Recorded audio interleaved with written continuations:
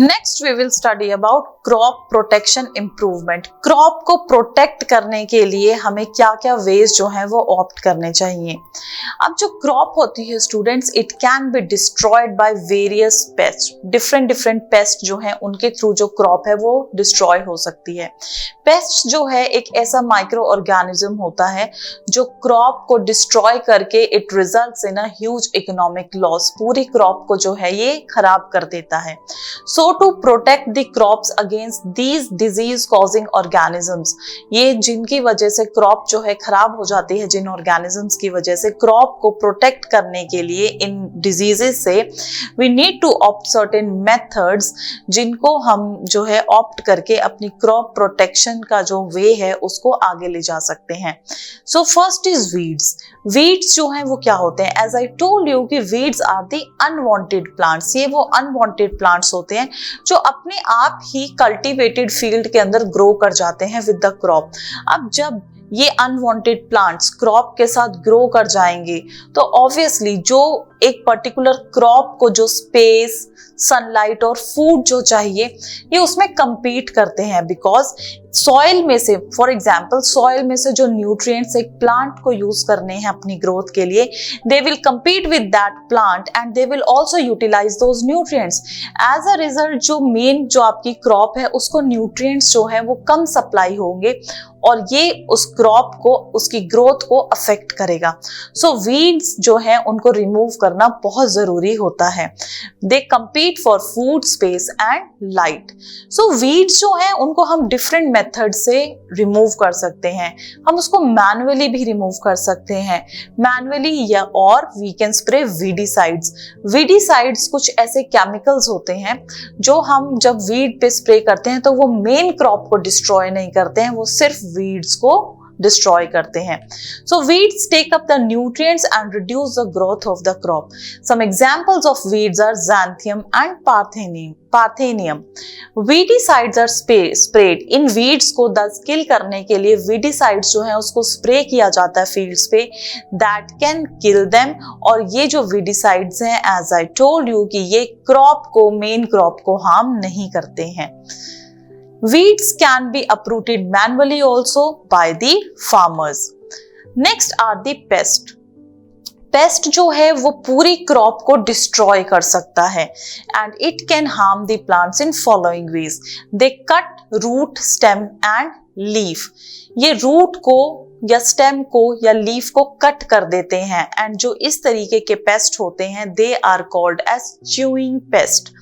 इसी तरीके से द सेकेंड वे जो कि पेस्ट जो है जिस तरीके से आगे क्रॉप को हार्म कर सकता है, the second way is they can get into the stems. ये स्टेम्स के अंदर जो है वो इन्वेड कर जाते हैं and roots of the plants, और रूट्स में भी, प्लांट्स की रूट्स में भी चले जाते हैं और उसको अंदर से जो है वो डिस्ट्रॉय कर देते हैं and that's why they are also known as invading pest और boring pest. Third way by which the pest harm a plant is that they suck the cell sap। cell sap जो कि nutrient का काम कर रहा है plants के लिए, उसको suck कर लेते हैं and hence they destroy them। and these type of pests are known as sucking pests। so pest जो है वो पूरी crop को destroy कर देता है। पेस्टिसाइड्स एंड इंसेक्टिसाइड्स जो हैं फील्ड में स्प्रे किए जाते हैं ताकि हम इन जर्म्स को किल कर सकें जो कि क्रॉप को हार्म पहुंचा रहे हैं। एंड मोर ओवर क्रॉप जो है it should be check timely. उसको टाइम टू टाइम, थोड़े थोड़े टाइम बाद चेक करते रहना चाहिए to ensure safety against paste.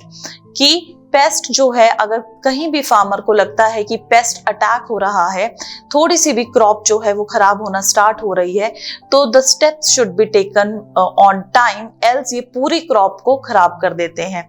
And use of resistant varieties. The best way is कि जो क्रॉप जो ग्रो करी जा रही है, जो सीड लगाया जा रहा है, that should be of best quality. आजकल ऐसे सीड्स जो हैं वो अवेलेबल हैं जो कि पेस्ट को रेजिस्ट करते हैं, उनके अटैक को रेजिस्ट करते हैं। तो सीड्स जो हैं वो हमेशा गुड क्वालिटी के सेलेक्ट करने चाहिए, that are actually the resistant varieties, ताकि वो पेस्ट के अटैक से डिस्ट्रॉय ना हो सके। Next method is summer ploughing. It is also a very common method which is used to destroy the weeds and the pest. Next, let us study about diseases.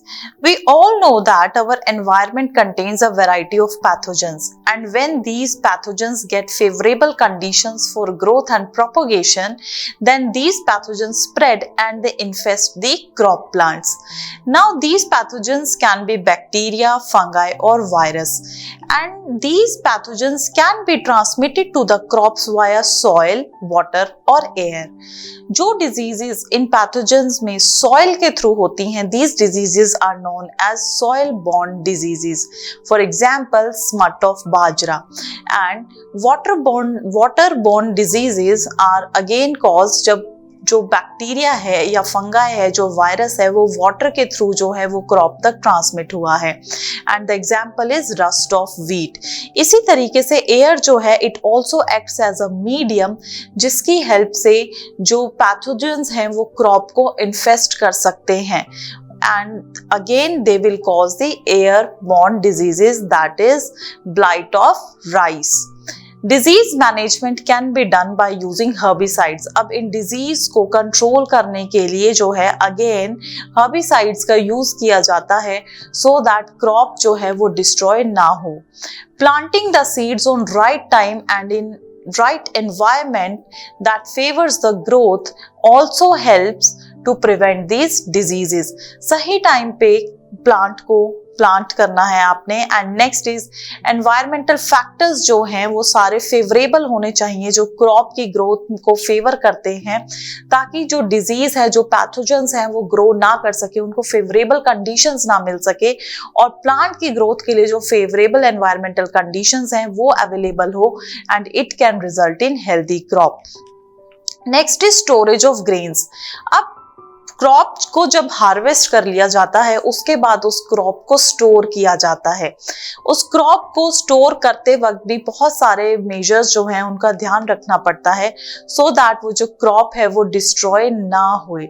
Now the factors that can lead to storage losses of crops are. कौन से ऐसे factors हैं जो कि crop की loss में result कर सकते हैं जब हम क्रॉप को स्टोर कर रहे हैं? वो फैक्टर्स जो हैं they are basically divided into two parts. First is the biotic factor and next are the abiotic factors. So the biotic factors can be insects, fungi, the microorganisms, again bacteria, and the next are the rodents. ये crop को जो है, crop के जो seed है उसको destroy कर सकते हैं. एबायोटिक फैक्टर्स जो हैं they are basically the living factors.